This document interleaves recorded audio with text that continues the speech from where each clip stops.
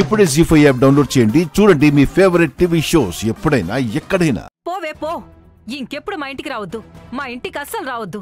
అమ్మా, మా గడప అస్సలు తొక్కొద్దు. నీ పీడ విరగడైపోయింది. తోసేయండి, బయటకు తోసేయండి. అమ్మా ఏమైందమ్మా? అసలు ఏం మాట్లాడుతున్నావు నువ్వు? పున్నమి ఊరు కట్టుబాట్లని గంగల తొక్కి వెళ్లి ఆ సూరమ్మని కలిసింది పృథ్వీ. రూల్ అంటే రూలే కదా. కరెక్ట్గా చెప్పారు.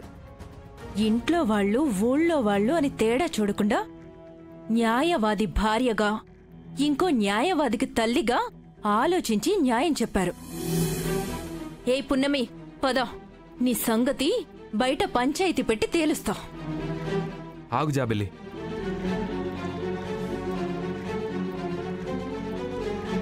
మీ పాటికి మీరు వచ్చారు, అయినా అవేవో గోటి ఘాట్లు అన్నారు. అది పున్నమి చేత ఉందని పున్నమిని ఊరి నుంచి వెలివేస్తామని తీసుకెళ్ళిపోతున్నారు. అసలు ఆ ఘాటు మీరు చెప్పినట్టు తగిలిందని ఏంటి గ్యారంటీ?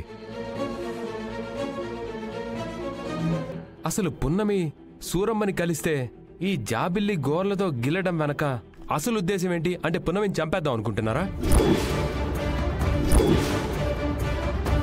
ఇదేదో అటుపోయి ఇటుపోయి నా మెడకు చుట్టుకునేలా ఉందే.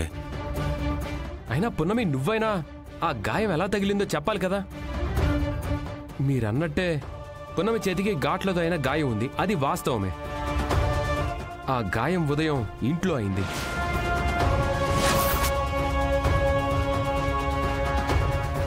వాళ్ళు సూరమ్మని కలవడానికి వెళ్లిన చోట అయ్యిందంటున్నారు.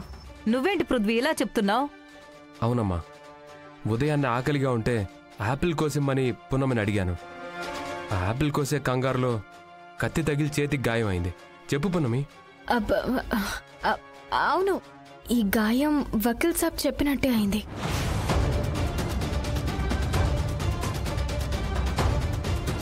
భగవంతుడా, పున్నమిని కాపాడవంటే దాని భక్తి చేతే దాన్ని కాపాడేలా చేసావా? నువ్వున్నావయ్యా, నువ్వున్నావు. నీకు యాపిల్ ఇచ్చింది నేను కదా పృథ్వీ. మళ్ళా ఆకలేస్తుంటే పున్నమిని అడిగానులేమ్మా. చూడండి, పున్నమి చేతికి గాయం అవ్వడం నా కళ్ళ ముందే జరిగింది. దానికి నేనే సాక్ష్యం.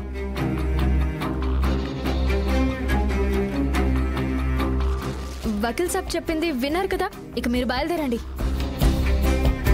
సరే, మేమే పొరపాటు పడ్డాం. పద్జాబిల్లి, వెళ్దాం.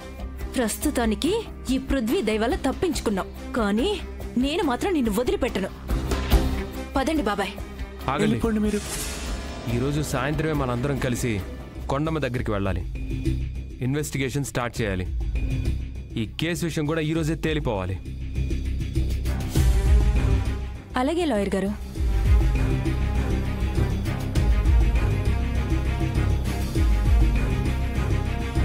జీ5 యాప్ డౌన్లోడ్ చేసి అన్ని ఎపిసోడ్స్ పూర్తి ఉచితంగా చూడండి.